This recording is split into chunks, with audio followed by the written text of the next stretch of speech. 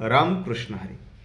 अहंकार, ममता, वासना यामुळे माणसाला सत्य काय आणि असत्य हे समजत नाही.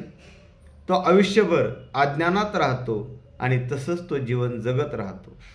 माणसाच्या स्वभावामुळे आणि स्वार्थबुद्धीमुळे माणूस हे सारं माझं माझं आहे हे म्हणत राहतो आणि जे असत्य आहे, जे मृगजळ आहे त्यालाच तो सत्य समजतो.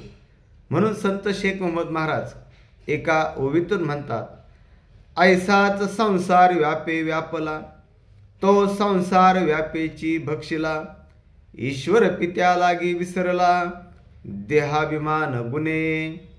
या संसाराच्या व्यापाने जी मोहमाया आहे, या व्यापाने तो गुंतला आणि त्यातच त्याचा अधपात झाला आणि तो भगवंताला मात्र विसरून गेला. वास्तविक पाहता प्रपंच आणि परमार्थ हा एकच आहे. तो एकत्रितच करायचा असतो, परंतु फक्त आपण एकच गोष्ट करत राहिलो, तो संसार करत राहिला आणि त्या व्यापातच तो संपला, अधोगतीला गेला. हे त्याच्या अज्ञानामुळे झालं. म्हणून आपल्याला संत जागे करतात, भक्तीच्या मार्गावर आणतात. रामकृष्ण हरी.